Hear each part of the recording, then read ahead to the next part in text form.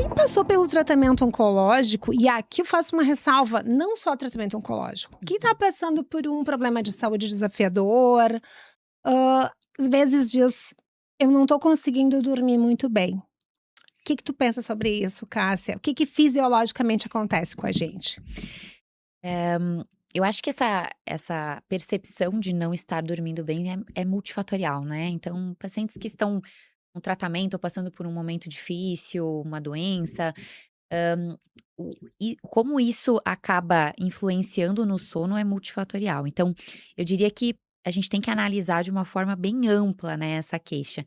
Tanto que são consultas geralmente bem demoradas, avaliações bem demoradas, porque é difícil a gente dizer que, nessas situações apenas uma coisa está causando o problema do sono, né. Uhum, perfeito. E por que tu acha que especificamente os pacientes oncológicos têm mais problemas do sono?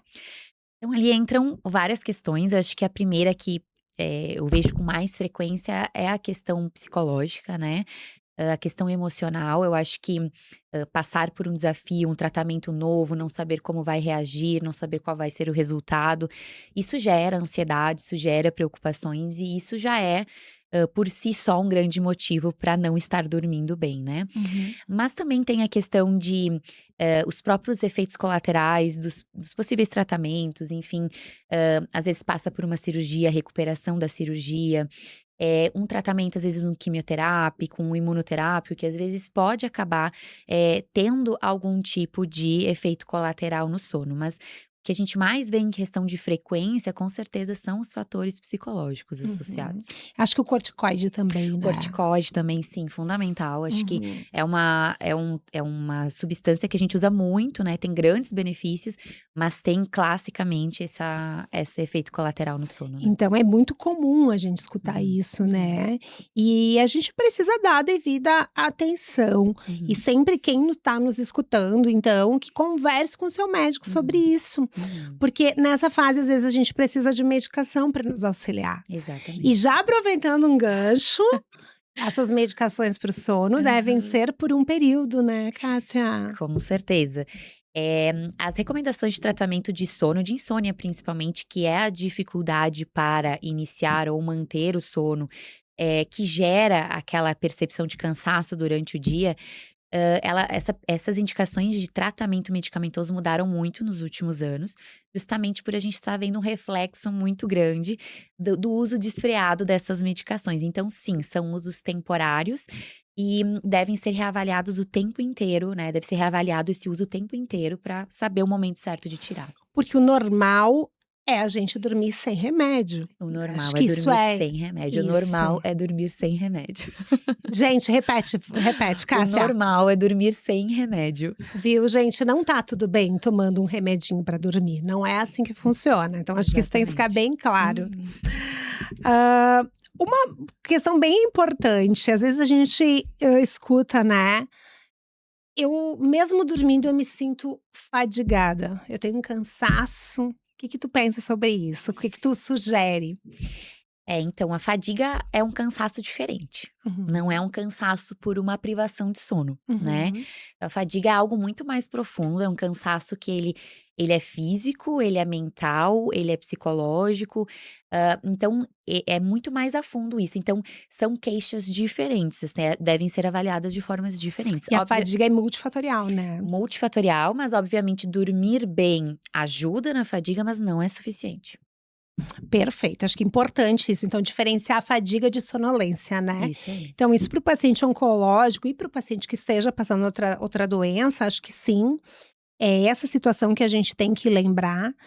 E uma coisa assim que eu vejo também, que eu procuro falar com os pacientes é deles prestarem atenção como é que eles estão fazendo esse sono deles, né. Uhum. Como é que eles estão indo para a cama, como é que isso porque isso influencia. A tal da Da higiene do higiene do sono. sono. Nós vamos falar só sobre higiene do sono, porque eu quero ouvir, assim, de ti, de Tá. uma neurologista renomada, maravilhosa, o que que é.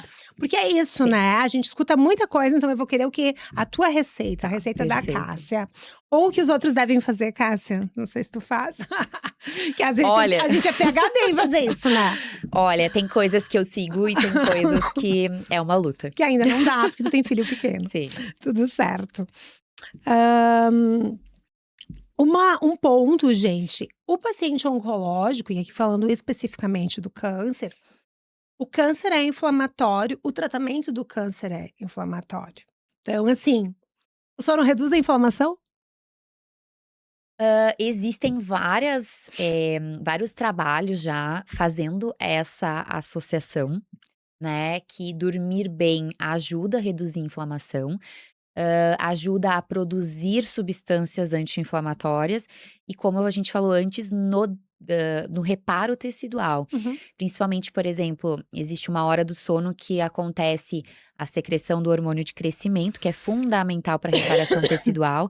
E, querendo ou não, inflamação é dano tecidual. Então, Uhum. sem dúvidas, tem benefício. E então, gente, já consequentemente a isso que a Cássia tá falando, a gente já leva para todas as outras doenças que Sim. são relacionadas à síndrome inflamatória, Uhum. né? Então, sim, dormir bem reduz a inflamação.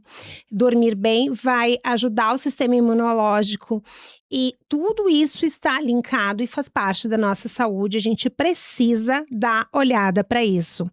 E aqui eu vou perguntar então para Cássia, e sobre a higiene do sono, o que que seria assim uma receita de milhões? A higiene do sono é bem profunda, né, na verdade tem várias dicas, várias orientações que eu poderia passar, mas eu acho que as principais número 1, tenha rotina de sono, tá. Tenha horário para dormir, horário para acordar.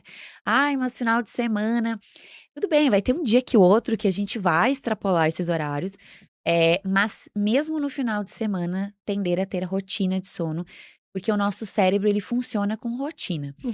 Então acho que esse seria uma das principais. A segunda trate problemas, de fundo de humor, né, ansiedade, depressão, porque isso hoje em dia é a principal causa de problema de sono.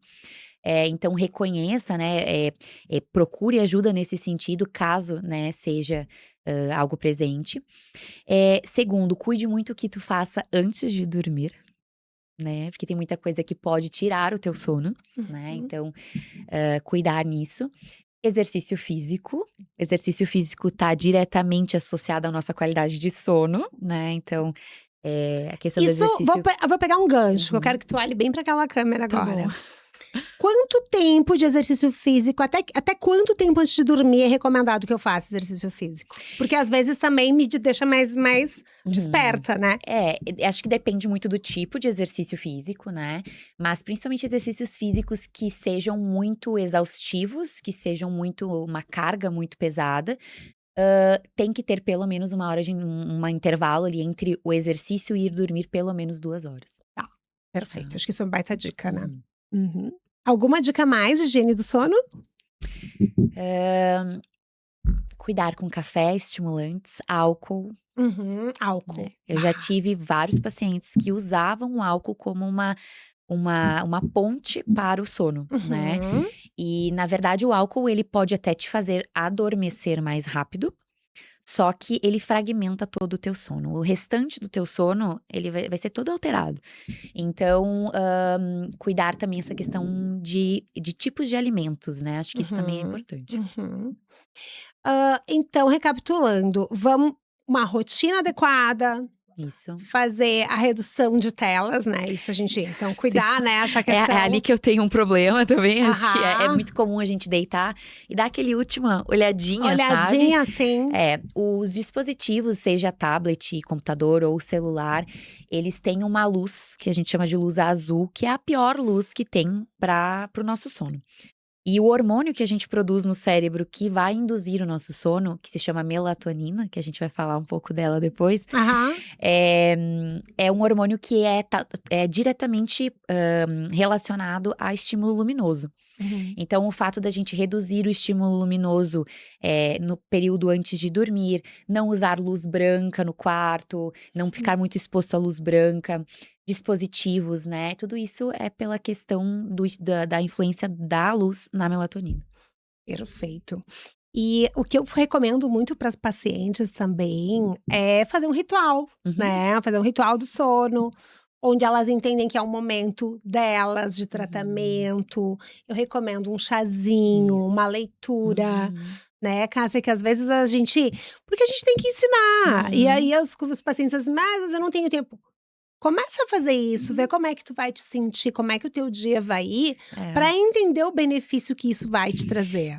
E essa questão do tempo, só puxando esse gancho, às vezes é aqueles 30 minutos a menos no WhatsApp, nas redes sociais, que a gente pode estar se dedicando para uma rotina assim. Perfeito. Eu acho que essa rotina, ela não tem muito mistério, é baixar estímulo luminoso, pegar uma leitura mais tranquila, claro, dependendo do conteúdo da leitura também pode estimular, né? O chá também muito importante. O chá. Né? Até que horas tu acha que o café a gente pode tomar, assim? Depende quantidade, Mais ou menos. mas eu diria até final da tarde, assim, seria… A gente tem, na verdade, a possibilidade do café interferir no nosso sono em até 12 horas de que a gente tomou, né? 8 a 12 horas que a gente tomou. Então, o ideal seria, a partir do final da tarde, a gente não tomar mais nada, né? Então, procurar deixar o café para de manhã, quando a gente acorda. Perfeito. Um gancho que eu quero pegar aqui também, que me veio agora, Cássia, que assim, a gente tá falando do álcool, né? Então, o álcool é prejudicial pro nosso sono fragmentado. E eu vejo muita gente com estimulante, com energético, né? Acho que queria que tu falasse um pouquinho dos energéticos no sono. Todas essas substâncias, se a gente for pensar, café, energéticos, o próprio chimarrão, que a gente gosta bastante. Então, o álcool, eles são estimulantes do sistema nervoso. Então, usar qualquer uma dessas substâncias antes de dormir vai prejudicar o sono. Às vezes, que nem o álcool, que nem eu falei, ele vai ajudar a induzir, mas o resto do sono não vai ser bom. Totalmente fragmentado. E isso é um problema, né? Porque daí se tu junta isso, por exemplo, para quem tá passando por algum problema de saúde ou alguma medicação, tudo isso vai piorar. Com certeza. Então eu acho que ter essa consciência, né? Ter essa consciência, adquirir essa rotina. Então eu vejo para os pacientes oncológicos, para os pacientes que estão precisando de ajuda no sono, tu tem que entender que o sono, ele faz parte da tua saúde, tu tem que tratá-lo como tal. Como a gente está tentando fazer as pessoas entenderem que exercício físico não é mais recomendação médica, mas é prescrição, o sono também devia ser uma prescrição, né? Com certeza. Até eu queria só fazer um comentário em relação a isso, pensando numa saúde a longo prazo, né? Saiu um estudo muito, muito amplo, assim, muito recente, sobre os principais fatores de riscos para doença de Alzheimer. E um dos pilares fundamentais para essa questão do desenvolvimento do Alzheimer foi a má qualidade do sono. Olha só. Então, tem outros pilares, mas esse foi um dos que mais enfatizaram em relação ao que de hábitos, né, envolve o desenvolvimento da doença. Então, o sono, a gente tá falando aqui mais enfatizado em pacientes que conviveram, enfim, com câncer, mas pensando para todo mundo, né, a longo prazo, olha aí uma grande questão. Até né? porque, né, vamos lá, né, Cássia, o que a gente tá vendo do câncer? Um aumento da incidência, mas muitos pacientes estão curando e muita gente vai morrer de outra coisa. Exatamente. Então, eu acho que isso é um ponto bem pertinente de trazer, porque quando a gente fala de medicina de estilo de vida e aqui olhando para o sono, é isso. Então, o sono é um grande aliado para a doença de Alzheimer, gente. Uma doença que não tem praticamente nada de tratamento eficaz. Exatamente. Né? E que a prevalência tá aumentando demais. Muito, né? E por que isso tá aumentando, né? Claro que daí nós vamos ter que fazer a Cássia voltar aqui para falar sobre isso, mas já dando um spoiler, é hábitos de vida, né? É hábitos de vida e a gente sabe que os hábitos de vida conseguem mudar em 75% essas doenças crônicas não transmissíveis. Então, acho bem importante trazer isso.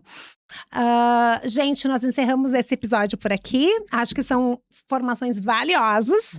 E vamos seguir, que a gente tem muito conteúdo ainda.